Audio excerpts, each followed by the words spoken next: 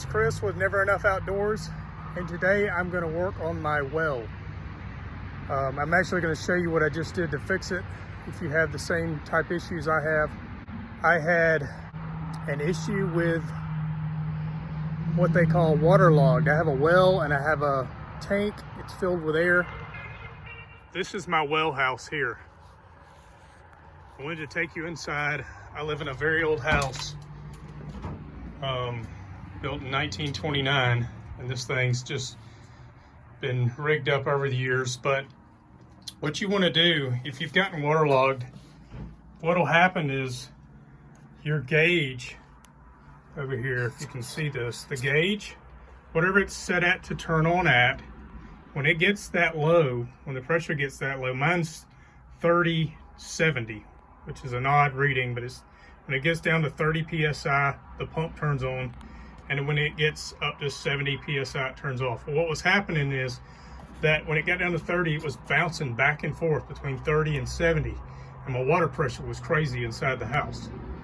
So what I did is, to fix it, I actually use my circuit breakers inside the house, but these are the circuit breakers out here for my well pump. What you want to do is you want to cut the power to your well pump. And then I happen to have a faucet outside here. You would go turn on any faucet in the house or a water hose or whatever and drain all the water out of your tank while the pump is disconnected.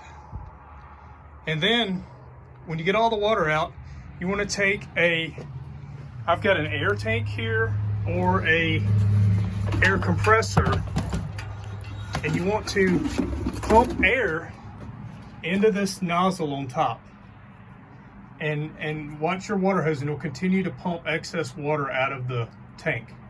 And when you get most of that gone, you can close your valve back, and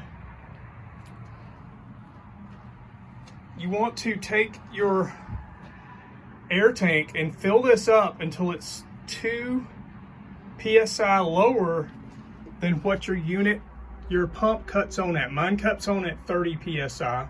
So, and you don't use this as a gauge.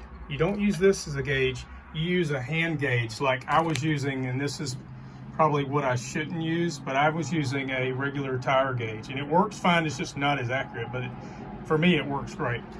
So you want to get 2 psi below what your pump turns on at. Mine comes on at 30 psi, so I filled this with no water in it up to 28 psi, and I kept checking every once in a while until I got as close as I could to 28 psi. And then when I finished that, I went and cut my breaker back on to my pump, and then I turned the water on and I watched my gauge, and it went down to 30, and the pump cut on, and it slowly went up to 70. Before, it was going doop, doop, doop, doop, doop, doop, back and forth. But this time it slowly went up to 70 because it was not waterlogged anymore. And so it works now. I can cut my water on, pressure will slowly drop down to 30. When it gets to 30, the thing will cut back on, fill up, but it's slow now, not like it was before. When I was in the house trying to take a shower before with it messed up, the water pressure was just slow, fast, slow, fast, slow, fast.